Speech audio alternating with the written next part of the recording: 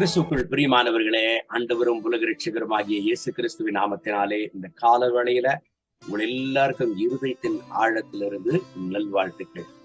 லூக்கா எழுதின சுவிசேஷம் 6வது அதிகாரம் 23வது வசனத்தை வாசித்து இந்த நாளுக்காக நாம் ஜெபிப்போம். அந்நாளிலே நீங்கள் சந்தோஷப்பட்டு களிக்கூறுங்கள், பரலோகத்தில் உங்கள் பலன் மிகுதியாயிருக்கும். அவர்களுடைய பிதாக்கள் தீர்க்கதரிசிகளுக்கும் அப்படியே செய்தார்கள்.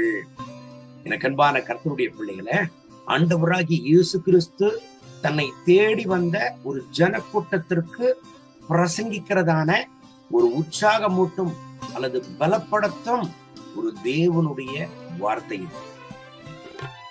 எப்பேற்பட்ட ஜனங்களுக்கு இந்த வார்த்தையை பிரசங்கித்தாருங்க? எனக்கு அன்பான தேவனுடைய பிள்ளைகளை, 22வது வசனத்தை வாசிக்கிற பொழுது சொல்லுகிறது, மனுஷகுமாரன் நிமித்தமாக ஜனங்கள் உங்களை பகைத்து உங்களை புறம்பாக்கி உங்களை நிந்தித்து உங்கள் நாமத்தை பொல்லாததென்று தள்ளிவிடும் போது நீங்கள் பாக்கியவான்களாய் இருப்பீர்கள். எனக்கு அன்பான தேவனுடைய பிள்ளைகளை, ஆண்டவராகிய இயேசு கிறிஸ்து இந்த கடைசி நாட்களில சம்பவிக்க போகும் காரியங்களை இந்த இடத்துல வெளிப்படுத்துகிறார். மனுஷகுமாரன் நிமித்தம் ஜனங்கள் உங்களை தள்ளும் பொழுது, பகைக்கும் போது, நிந்திக்கும் போது நீங்கள் பாக்கியவான்களா இருப்பீர்கள் என்று ஆண்டவர் சொல்லுகிறார். தேவனுடைய பிள்ளைகளே, மத்தேயு எழுதின சுவிசேஷம் 5ஆம் அதிகாரம் 10வது வசனம் சொல்லுகிறது, நீதி நிமித்தம் துன்பப்படுகிறவர்கள் பாக்கியவான்கள், பரலோக ராஜ்யம் அவர்களுடையது என்று வேதம் சொல்லுகிறது. ஆமாங்க, இந்த கடைசி நாட்களில கர்த்தருக்காக உண்மையாய் வாழ்கிற கர்த்தருடைய பிள்ளைகள் அதிகமாக பாதிக்கப்படுகிறதையும் அதிகமாக உபத்திரவத்திற்குள் ஆக்குகிறதையும் நம்ம பார்க்கிறோம். எனக்கு அன்பான தேவனுடைய பிள்ளைகளை, லூக்கா எழுதின சுவிசேஷம் 6ஆம் அதிகாரம் 23வது வசனத்துல ஆண்டவர் அவருடைய ராஜ்யத்திற்காக அவருக்காக பாடுபடுகிற, துன்பப்படுகிற, உபத்திரவங்களை அனுபவிக்கிற கர்த்தருடைய பிள்ளைகளுக்கு சொல்லுகிற வாக்குத்தத்தம் என்ன தெரியுமா? அந்நாளிலே நீங்கள் சந்தோஷப்பட்டு களிக்கூறுங்கள் என்று கர்த்தர் சொல்லுகிறார். காரணம், பரலோகத்தில் உங்களுக்கு பலன் இருக்கிறது, உங்களை கைவிட மாட்டார் கர்த்தர் என்று உற்சாகப்படுத்துகிறார். இந்த கால வேளையில கர்த்தர் நிமித்தமாக, தேவனுடைய ராஜ்யத்தை நிமித்தமாக, ஆண்டவருக்காக, ஆண்டவருடைய ஊழியத்தை செய்கிறது நிமித்தம், கர்த்தருக்காக நீங்கள் சாட்சியாக நிற்கிறது நிமித்தம், கர்த்தருக்காக நீங்கள் ஓடுகிறது நிமித்தம் நீங்கள் துன்பத்தை அனுபவித்துக் கொண்டிருக்கிறீர்களா?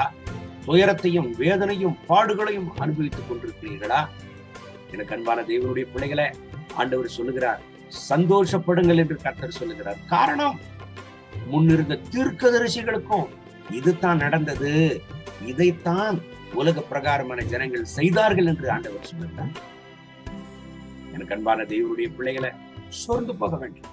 கர்த்தர் உங்களுக்கு வைத்திருக்கிற பாதைகளில ஓடுங்கள். கர்த்தர் உங்களுக்கு கொடுத்திருக்கிற வேலையை உற்சாகமா செய்யுங்கள். கர்த்தர் உங்களுக்கு கொடுத்திருக்கிற பொறுப்புகளை உற்சாகமாய் செய்யுங்கள். பின்வாங்கி போக வேண்டாம். எதை கண்டும் சோர்ந்து போக வேண்டாம். காரணம், அவருடைய பிள்ளைகளை அவர் பலப்படுத்துகிறவராக இருக்கிறார்.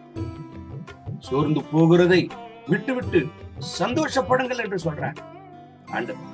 ஆகவே இந்த காலவேளையில எதை குறித்தும் கவலைப்பட வேண்டாம். யாத்திரையாகமம் 14:14 சொல்லுகிறது, கர்த்தர் உங்களுக்காக யுத்தம் பண்ணுவார், நீங்கள் சும்மாவே இருப்பீர்கள் என்று சொல்றார்.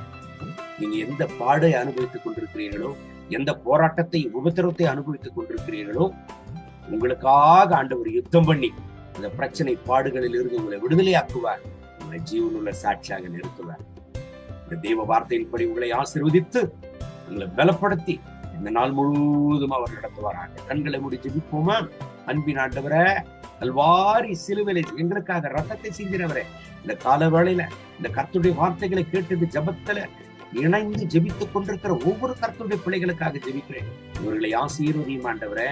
எப்பேற்பட்ட பகை, நிந்தைகளை உடைய பிள்ளைகளை அனுபவித்துக் கொண்டிருந்தார், இப்பொழுதே அவைகளிலிருந்து இவர்களை விடுதலையாக்கி உடைய சந்தோஷத்தினால் இவர்களை நிரப்புவீராக. தகப்பனே, உடைய சந்தோஷத்தினால நிரப்புகிறார். இவர்களுக்கு கண்ணீரை துடைத்தரலும். இவர்களுக்கு வைத்திருக்கிற பணி தொடரட்டும். இவர்களுக்கு வைத்திருக்கிறதன பாதையில தொடர்ந்து இவர்கள் ஓடட்டும். இவர்களுக்கு கொடுத்திருக்கிற பொறுப்பில தொடர்ந்து இவர்கள் ஓடட்டும்.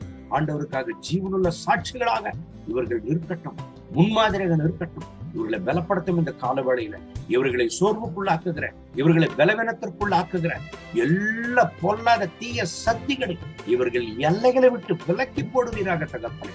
இவர்களை பலப்படுத்தி கிருபின் பிரசன்னத்தினால் நிரப்பி நடத்தும்.